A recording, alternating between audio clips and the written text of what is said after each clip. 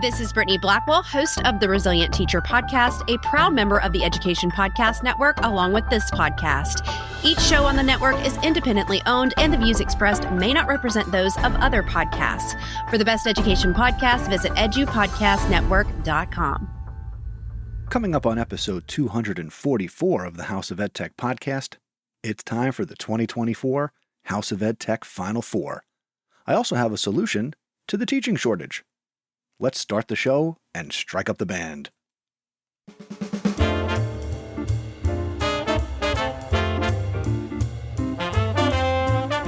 Welcome to the House of EdTech. My name is Chris Nessie. The House of EdTech launched in 2014, giving me the opportunity to speak with teachers, leaders, and creators so you can more effectively integrate technology, strengthen your pedagogy, and have more confidence in your classroom and school so you can make an impact. Get involved with the podcast by visiting my website, chrisnessie.com. Using technology isn't difficult, and this is where it begins. This is the House of EdTech. Welcome back. Happy spring. If you're a new listener, welcome aboard. If you're a returning listener, welcome back. Both ways, I am just very appreciative that you have decided to make this podcast a part of your anytime, anywhere professional development. Spring is in the air. The baseball season is underway. March Madness is almost behind us. Did your bracket get busted? Mine did not. I've got Kentucky winning the whole... Not Kentucky. I've got UConn winning the whole thing. How about you? Let me know. What did you actually pick in March Madness? All right, big episode here. We have another edition of the House of EdTech Final Four. And this year's Final Four, you know what? I am personally a little disappointed. I thought this would turn out differently. And I've got the entire episode to talk about it. But first, you might have noticed a new bumper here at the top of this episode. Every episode of the show features the voice of a member of the Education Podcast Network, of which I am the founder. And I'm very excited to welcome here in the 24-25 edition of the EPN, a new podcaster and podcast to the network, and that is Brittany Blackwell. Brittany's website is teachingmindbodyandsoul.com, and she is the host, as you just heard, of the Resilient Teacher Podcast. And this is a podcast that can give the overwhelmed educator support, tools, and a mindset to reduce burnout and keep teaching sustainable. By listening to Brittany's podcast, you will be inspired to individualize self-care and learn to prioritize your well-being and your mental health, all while making a bigger impact on your classroom and your school community. So I want to give a warm House of EdTech welcome to Brittany and her podcast to the network. There'll be a link in the show notes. And of course, you can go to teachingmindbodyandsoul.com, or you can go to edupodcastnetwork.com and check out her podcast. She releases episodes every Tuesday. So check it out and tell her that I sent you. And now, the EdTech Thought.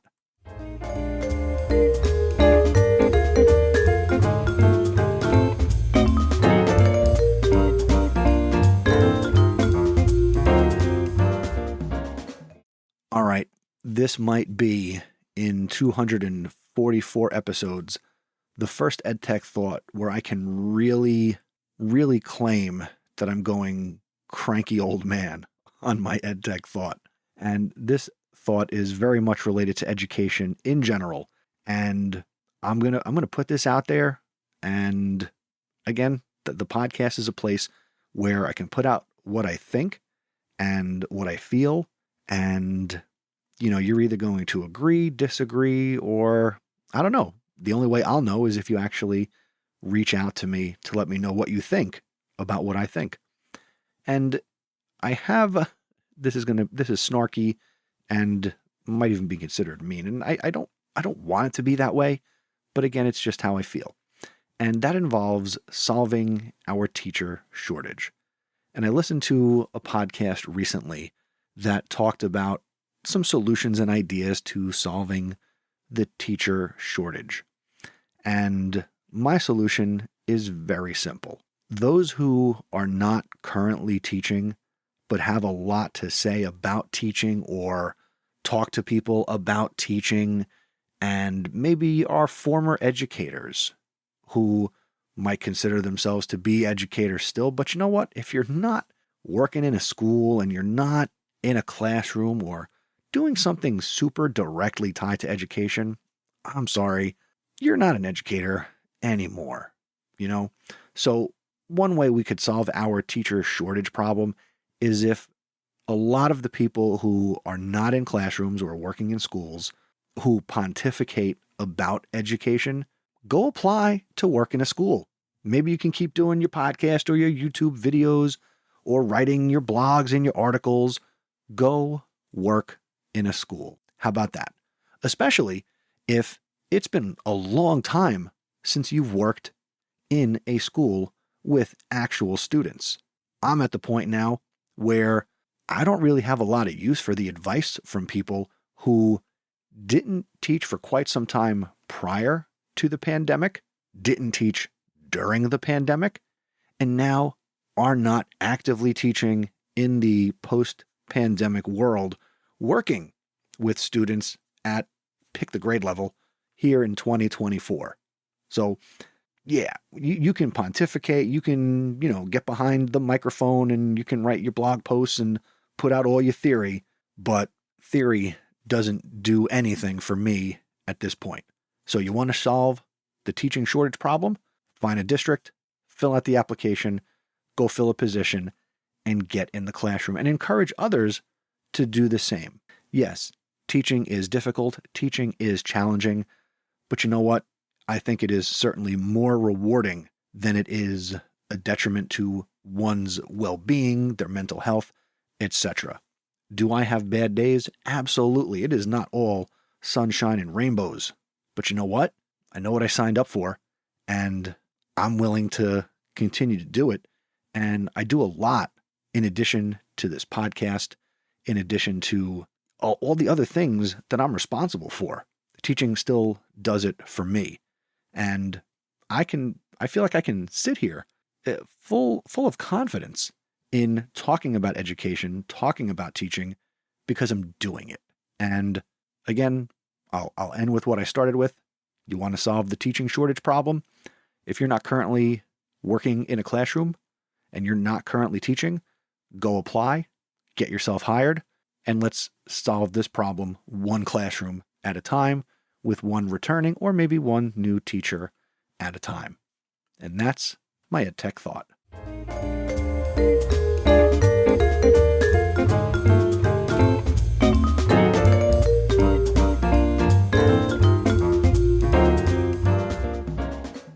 Let's dive into the 2024 House of EdTech Final Four. Now, because I'm talking about some technology, there is no featured EdTech recommendation in this episode because I'm going to be talking about a bunch of tools here in this whole segment about the EdTech Final Four. Now, I got to say right off the bat, over the last couple of weeks since episode 243, there have been over 1,000 votes cast in the EdTech Final Four voting as we started out back on March 15th with 32 tools. And the theme of this year's House of EdTech Final Four has been artificial intelligence and AI tools from top to bottom. So we started with 32 tools or extensions, plugins, or EdTech tools that had in some way integrated AI into what they were doing. And that's if they weren't just a straight up AI tool to some degree. We had tools like ChatGPT and Tome and Gemini and SchoolAI and AutoClassmate and Grammarly. If you go to chrisnessy.com/HOET Final 4, and that's the number 4, you can see the whole original bracket. And we're at the point where not only am I going to tell you who is in the House of EdTech Final Four here in this episode, but after you listen to this, if you're listening to it relatively close to Sunday, April 7th, you're going to want to go and vote to see who is going to be the winner, because I know who came out of the Final Four, and now we have to decide the champion for the 2024 edition of this whole tournament. So let me start also by making mention of a tool that did not make the cut. And, it's not because this tool or this website was not good enough to be in the field of 32. But like this year's NCAA tournament, some teams very much deserving of being in the tournament got left out. I'm looking at you, St. John's, and I'm looking at you, Seton Hall, okay? Or Indiana State, right? Some of these big-time college programs that did not make the NCAA tournament. Just, that's the way it worked out, all right? I'm not going to get into this is not a sports or a college basketball podcast, but there are certainly worthy schools and teams that did not make the actual NCAA tournament. And the tool that I'm referring to for the purposes of this tournament would be Diffit, okay? So a couple people reached out to me and said, how is Diffit not a part of this tournament? And I'll be honest, I'm not one to hold back. Honestly, I forgot to put them in the bracket. I was so hell-bent on finding 32 AI-related tools that I forgot something that, one, I really like and I've talked about, and I'm actually going to have a guest from Diffit on a future episode of the show, so that is in the planning behind the scenes, but I just plumb forgot to put Diffit into the bracket. So in order to make up for that in some small way, I am going to say that Diffit is going to be the Seton Hall of this whole thing. Seton Hall recently won the NIT tournament. So I'm going to say that Diffit, while not in the House of EdTech Final Four tournament, it was in the distance, in the background. If you caught it on ESPN, the House of EdTech NIT. So congratulations to Diffit for winning the House of EdTech NIT tournament in 2024. And if you're not familiar with Diffit, it is a wonderful tool that will help you differentiate your instruction by either letting you give it a prompt for generating content that it will cite sources for how it created it, in addition to being able to add YouTube video links, or you can upload a PDF or just copy and paste in text that you provide it.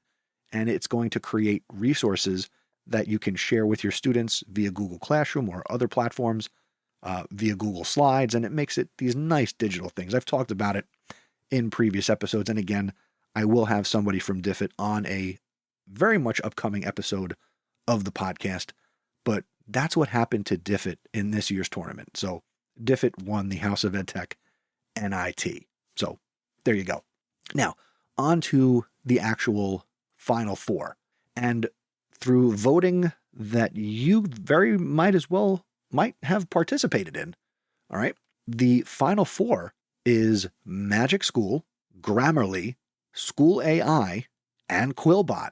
Now, how did MagicSchool get to the Final Four? MagicSchool in the first round took out Quillbot. MagicSchool in the second round took out Canva. MagicSchool in the round of 8 took out ChatGPT. All right, so let's rewind and let's play that back. MagicSchool took out Quillbot, Canva, and ChatGPT to get to the Final Four. Grammarly, its opponent in the Final Four, Grammarly took out Mistral AI. It also took out, and you know what? I can't see it on my screen because it's, you know what? I don't even know. But they had a second round win, and then they defeated Gemini, which I would have felt would be the number one seed in that region. They took out Google Gemini to get to the Final Four. On the other side of the bracket, SchoolAI. How did SchoolAI get to the Final Four? In their first round matchup, they took out EduAid AI. Then they took out Pi. And then to get to the Final Four, they defeated Copilot from Microsoft. And matching up with SchoolAI, coming out of the lower right-hand corner of the bracket, as I'll eloquently describe it, is Quillbot. Quillbot took out CopyLeaks, Merlin, and Goblin Tools. Goblin Tools I thought was going to come out of nowhere as a sleeper. It was something that was recommended when I was looking for AI tools to potentially be put in here, and I forget who recommended it on Facebook, but Goblin Tools got to the round of 8 here in the 2024 tournament. So that's your final 4 matchups. You've got MagicSchool versus Grammarly, and you've got SchoolAI versus Quillbot. Now, if you're not familiar with MagicSchool, let me tell you just a little bit about MagicSchool. It is AI for educators for sure, and they recently added some great AI features that will give your students, which is something I've been talking about for a few months now, that we've got to get AI in the hands of students.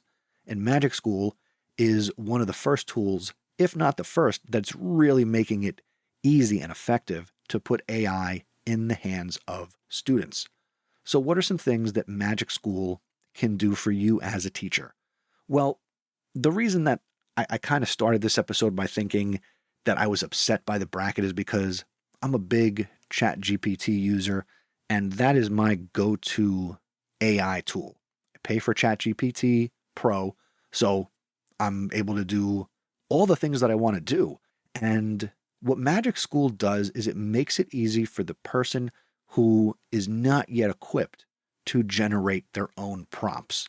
And it's got some great things in their dashboard here. I'm logged in, I'm looking at it right now, that you could do all of these things with a ChatGPT or a Gemini or Microsoft Copilot as an educator. But you might not think to do these things as educators, and they're going to make it real easy through MagicSchool to do these things as a teacher.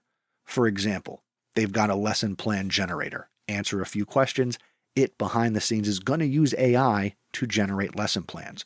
Or it's going to very easily generate assessments or questions based on YouTube videos. It's going to level text for you. You can use it to generate a unit plan. You can use it to help you write emails or do a Jeopardy review game or write a letter of recommendation or analyze your standards or create things to do with project-based learning. Or you can generate your DOK questions, or you can proofread text, or you can translate text. There are so many things in here. Science labs, SAT reading questions that you can customize. You can create assignments that are resistant to your students using AI and AI chatbots to complete them. Okay? You can use it to generate a syllabus using AI. Answer a few questions, come up with a syllabus for your course or a unit. Okay, so that's just some of the things, right? You can use it to generate report card comments, right? The bane of a lot of teachers' existence is, how do I generate effective comments? And how do I do that as fast as possible? And obviously in a meaningful way. That's what it's doing for teachers on the teacher side. Then if we switch over to Magic Student, the way this works for you as a teacher is I can select certain AI tools to make available to my students so they can use AI in a more controlled way rather than just sending them out, without any guidance or direction. I can put AI tools in their hands, such as they've got Raina for students. Raina is their proprietary AI chatbot, and there's a version of Raina for students where they can ask questions and get ideas using an AI chatbot. Okay. They can create a chatbot to chat with a historical figure or an author. They can use it to generate a song. They can also use, what else is here? They can also use it to help them write emails, right? I mean, once I get my students to not put the whole message in the subject line, that would be a big help. There's a coding assistant. There's a summarizing tool, a rewriting tool. So there are AI tools in MagicSchool that you can give to your students. And rather than give them all of it, you can give them AI to help them with specific aspects of an assignment, a unit, a project, and you can have control and you can see what they're doing and what they're typing to, again, maybe have conversations as necessary with your students about how they are using AI. So it's not just, hey, AI is cool and you can use it in my class. It's a little bit more than that. Okay, so that's MagicSchool in a very large nutshell. Coming at them is Grammarly. Grammarly has been around for years, and Grammarly has their website, which I don't know anybody who actually uses the Grammarly website so much as I think we all use the Grammarly Chrome extension for our browser, right? Where we can use it in any place we type, we can get that grammatical assistance. And obviously there is some AI there. Certainly, in my opinion, I don't think Grammarly is as powerful as a straight up AI tool, but it's more powerful than spell check and has certainly helped you and I in our writing over probably the last, 12 years or so. So we're all familiar with Grammarly. Quillbot is something that I think a lot of students are familiar with, and Quillbot is an AI writing tool that will help you paraphrase, and it will really help with your writing. Okay, it's not doing a lot of generative text at this point. It's not one of these large language models like a ChatGPT or a Microsoft Copilot, etc. But Quillbot is certainly something that can help teachers and students with their writing. Now, SchoolAI, I think this is another heavy hitter, okay? They tout themselves as the all-in-one AI platform for your classroom, okay? It's free for teachers, and according to them, if you want to use AI in your classroom, you know what your students need, when they need it, and you can deliver it with AI support. They use something called Spaces, and Spaces include personalized one-to-one tutoring, guidance, and support. You can get students using ChatGPT-powered experiences with these Spaces through SchoolAI. It allows you to manage, moderate, and kind of steer students with how they use AI with what they call mission control. So this is where you get full control as your students embark on their journey using AI. You can create guardrails and you can help to keep the AI on task, and you can give custom instructions to students with specific needs. With SchoolAI, you also get real-time insights to better engage, connect with, and support each student. This allows your students to use AI to understand what's going on. You as the teacher can understand how every student is doing and possibly what they're feeling. There's like that element of, Pear Deck, where you do the smiley faces, okay? You can get actionable insights and automations to help you personalize your classroom instructions. There's a lot of good feedback about SchoolAI. You can find it at schoolai.com. And as I click here on some of the tools, as I log into my SchoolAI account, should have had this logged in as I was doing it, but that's the joy of recording the podcast live and having you along for the ride, because I'm going through the experience the same way that you might if you've never used it. So I've used my Google account to sign into SchoolAI, and now it's this is crazy, but you're along with me for this. Okay, we're going to skip that. Okay, so I guess it had been a minute since I'd been in my account. So what are some of the tools that are available? Again, you're getting this dashboard-like experience where I can generate a lesson plan, a multiple choice quiz. I can generate a class newsletter.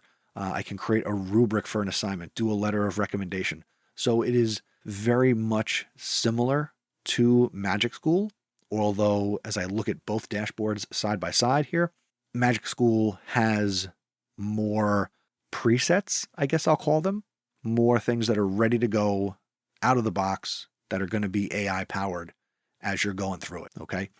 So again, these are the 4 tools that have made the House of EdTech Final 4, and the 2 tools that are going forward to the championship. All right. And after you listen to this, again, if it's within a couple days, so hopefully you listen quickly, the tools that are going to the finals between MagicSchool and Grammarly. MagicSchool defeats Grammarly 51.4% to 48.6% of the vote. And this is over 250 votes cast here in the Final 4. And then in our second quote-unquote game, with 65.7% of the votes, again, over 250, we've got SchoolAI. So we've got a final of MagicSchool versus SchoolAI. Now, in order to vote, you got to go to chrisnessy.com/HOET Final 4. And if you get there in time, you will definitely see the bracket. I will certainly be announcing the overall winner on social media, and I will, of course, make mention of it in a couple of weeks on episode 245 of the podcast. Now, certainly there are tools that I missed, and one of the most popular pieces of feedback that I got over the last month or so was that there were so many tools in the bracket in this tournament that people had never heard of. And all I can say is, I'm going to talk about all these tools as new tools come up, and we'll go through in the next few months, and we'll continue to talk about these things. But this is the reason why this is a podcast you got to listen to. This is a reason why you have to tell other people to listen to the House of EdTech podcast, because I'm digging for the tools. I'm finding the stuff that's out there that is going to make a difference in the world of education in terms of education technology. And again, AI is not going anywhere. So you got to tell people to join us. All right. We're going to talk about these things on the Discord. I'm going to talk about these things through the texting on GroupMe. All right. So make sure you're connected to me and listening to the podcast and sharing this with other people who are going to get value. And before I transition out of this into wrapping up the episode, if you voted in this year's tournament, I want to thank you. And if you didn't vote in every round, that's okay. And if you didn't vote at all, what are you doing? Or again, if this is your first episode and you kind of just discovered the podcast, and I'll give you a pass. It's okay. But make sure you pay attention. I'm good. I do this every year, although I didn't do it I didn't do it last year. I don't know why. I think I was busy. I was less busy this year. Surprising, although I feel more busy. But anyway, that's not a concern for you. Thank you for participating in the Final Four voting up until this point. If you are hearing this within a week of April 7th, certainly cast your vote to see which tool comes out on top for the whole thing. Is it going to be MagicSchool, or is it going to be SchoolAI? You get to decide. Go to chrisnessy.com/HOET Final 4, and that's the number 4. Let's wrap up this episode.